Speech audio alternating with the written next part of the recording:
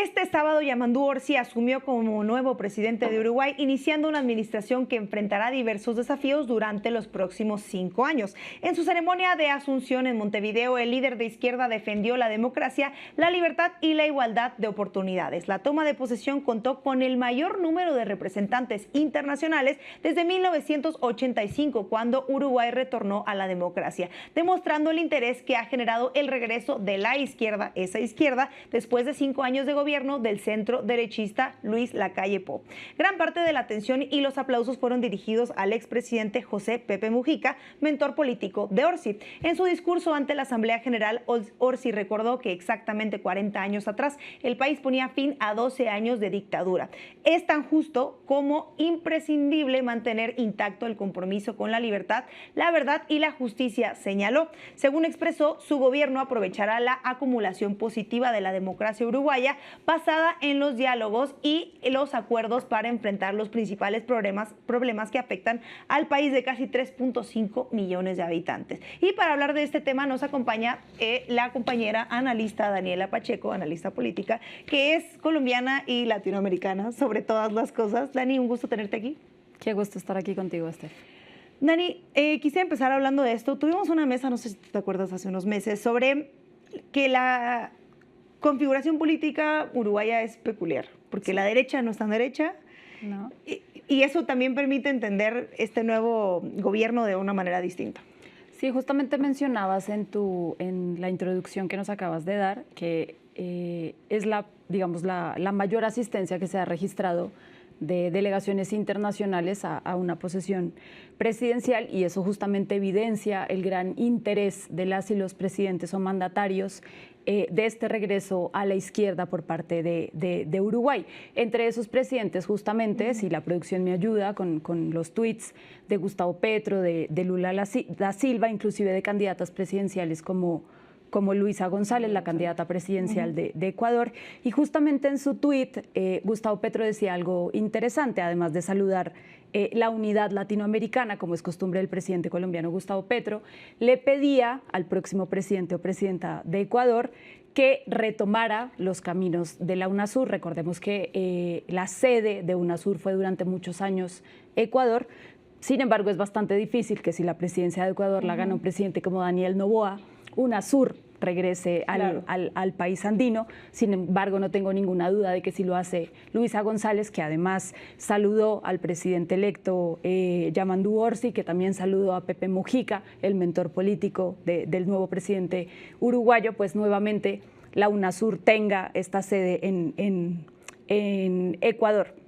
Ahora, Orsi, durante su discurso, hizo, como era de esperarse, en el país uruguayo. Digamos, esto sí es una sorpresa para el resto de América Latina. Cuando tú tienes un gobierno de derecha y llega a la izquierda, normalmente estas tomas de posesiones son de rompimiento, ¿no? Claro. Sin embargo, en un país como Uruguay, como tú decías, la derecha no es tan de derecha o la izquierda no es tan de izquierda, sino que se van buscando unos caminos más de centro, si es que esto existe, como lo hemos dialogado aquí. El presidente hizo un llamado a incluir a todos los sectores. Sin embargo, por ejemplo, cuando habló de la libertad, sí le dio unos golpecitos a su homólogo Javier Milei, que no asistió a la ceremonia como era de esperarse. Es lo que te iba a preguntar, cómo se vivieron esas tensiones que tienen su propio ecosistema entre Uruguay y Argentina. Sí, y además es bastante interesante porque Argentina es uno de los principales socios comerciales, al igual que Brasil. Y aquí en estos próximos 5 años, como es o lo que podríamos ver es un gran acercamiento a Brasil, con Lula da Silva pues, a la cabeza, y unas tensiones con Javier Milei. Aquí, por ejemplo, Yamandu Orsi habló y no se cansó de utilizar la palabra libertad, esa que tanto reivindica Javier Milei, pero además dijo, libertad es poder acceder a una vivienda, libertad no es hablar de la libertad del individuo, esa que tanto reivindica Javier Milei. Y, por ejemplo, aquí hay un interés especial. En temas de política exterior, Yamandu Orsi tiene un interés especial en la reactivación del Mercosur. Justo ¿no? te iba a decir que el año pasado la sede del Mercosur fue Uruguay.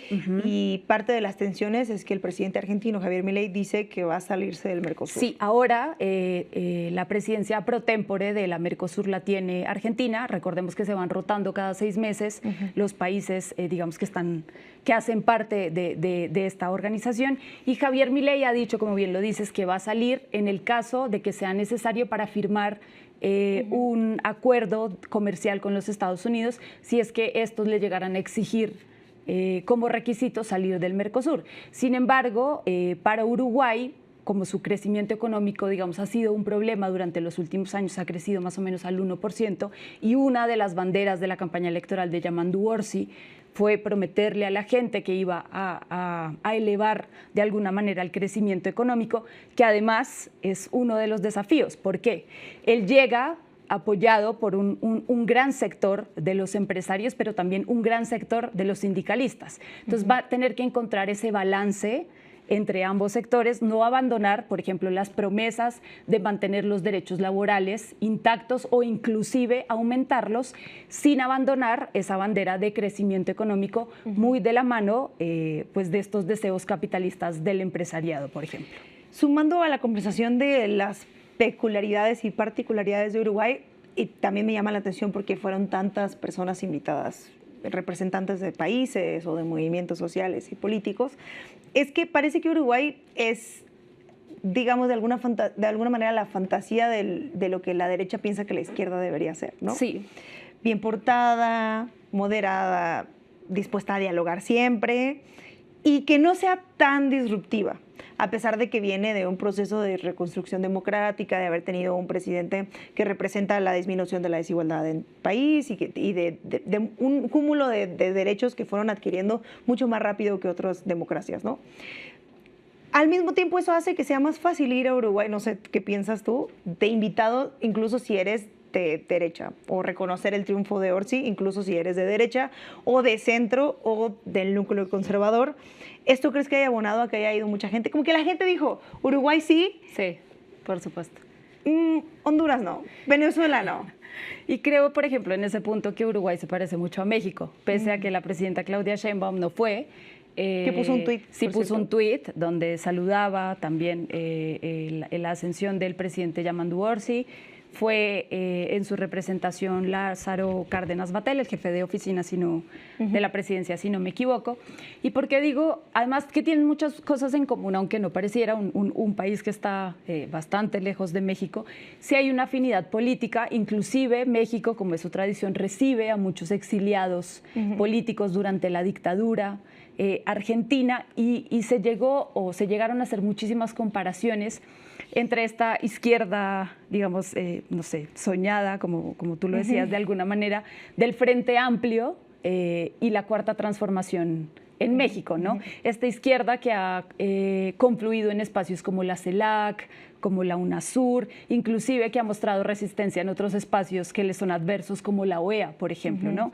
Entonces, independientemente de que seas de derecha, de izquierda, de centro derecha, hay países como México, Uruguay, que no resultan hostiles para varias corrientes políticas. Claro. Creo que eso es lo que representa Uruguay. Además, con la conducción de Pepe Mujica, cuando fue presidente, que se convierte de alguna manera en un líder moral para la izquierda latinoamericana y en algunos casos para la izquierda mundial, pues Uruguay se convierte en ese terreno fértil, casi ejemplar de lo que debería ser la izquierda dialogante, que abre la puerta de todos los sectores. Ahora, romántica.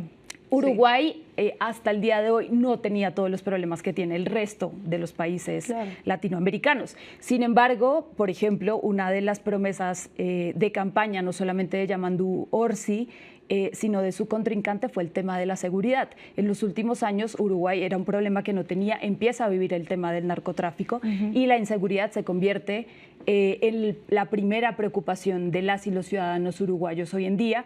Los cárteles mexicanos empiezan a entrar de alguna manera en territorio uruguayo y eso cambia la manera en que se tiene que empezar a hacer política. Entonces tienes a un Yamandu Orsi, que promete, por ejemplo, combatir la pobreza infantil, que promete continuar ampliando los derechos sociales, pero que también un presidente de izquierda te dice que va a tener mano dura para combatir los problemas de crimen organizado que se están instalando hoy en día en Uruguay. Claro, yo te quería preguntar, ¿qué papel ocupa Uruguay en este reacomodo geopolítico? Obviamente sabemos que México, la cercanía que tiene con Estados Unidos, estando en América del Norte, representa otra cosa, pero en el Cono Sur, en esa parte de Latinoamérica, ¿cuál es la importancia de Uruguay? Mira, ¿qué representa en estas instituciones internacionales? Inclusive geográficamente Uruguay tiene ahí una posición especial entre Brasil, ¿no? Que tienes a un aliado como Lula da Silva, que además hace parte también del Mercosur.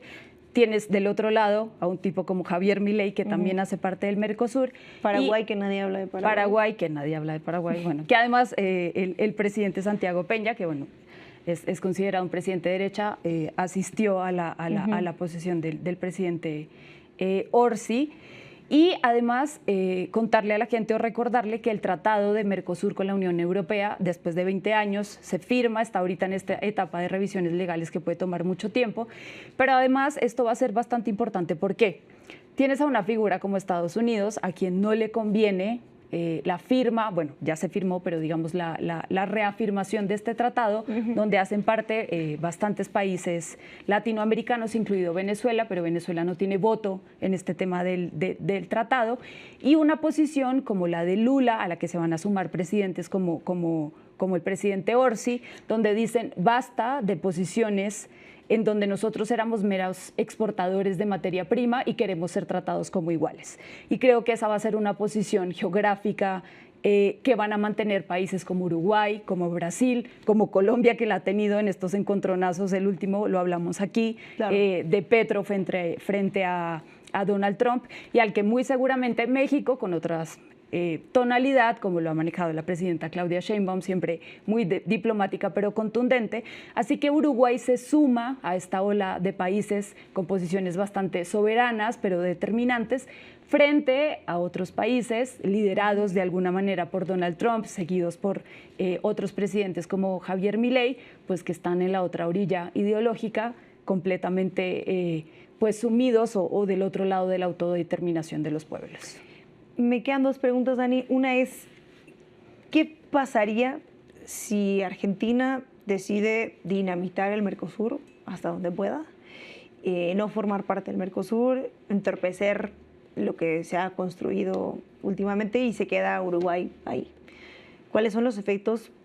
O sea, ¿qué implicaría esto incluso para quienes quieran migrar a Argentina, para quienes vivan ahí y para Uruguay en sí mismo? O sea, podría ser muy difícil que Orsi construya este crecimiento económico sin que Argentina esté en el Mercosur. Sí, creo que sería una posición bastante difícil porque es sin duda alguna su principal socio comercial junto a Brasil. Además estamos hablando de una relación fronteriza como la que mantiene México con Estados Unidos, ¿no? Gran parte de la población uruguaya se educa, trabaja en Argentina y regresa al Uruguay, entonces estamos hablando de una relación completamente dependiente. Sin embargo, ahí Brasil tiene un papel protagónico con la apertura que ha hecho en sus relaciones comerciales con países como China, por ejemplo. Justo esa es mi pregunta. ¿No? O países como Rusia. Y ahí, digamos, Uruguay tendría que pugnar por fortalecer esa relación con otros países como Brasil.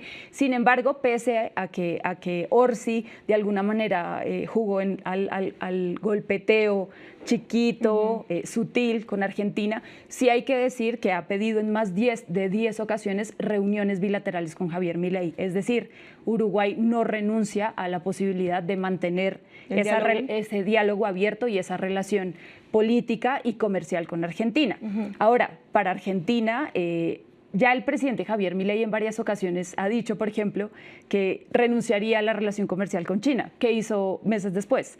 Ir a hablar con el presidente chino a pedirle que por favor mantuvieran la relación comercial. Así que las palabras de Milei también hay que tomarlas de quién vienen, ¿no? Es un presidente que amenaza, que promete y que muchas veces, al igual que el presidente Donald Trump, termina reculando y no se sostiene porque económicamente tendría también muchísimas implicaciones negativas para la economía argentina.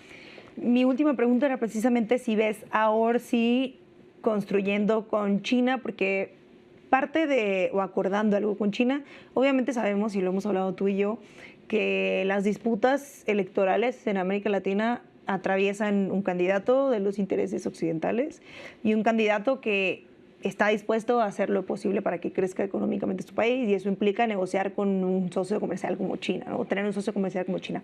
¿Ves a Orsi abriendo esa puerta? Ya que Milei la cerró de alguna forma, digo, está ahí, pero no era como lo que hubiéramos pensado que hubiera pasado si hubiera ganado otra persona, ¿no? Creo que el presidente Orsi ha dado muestras de que va a tener una presidencia en todos los sentidos bastante pragmática y que no va a cerrar su mandato a ciertos sectores.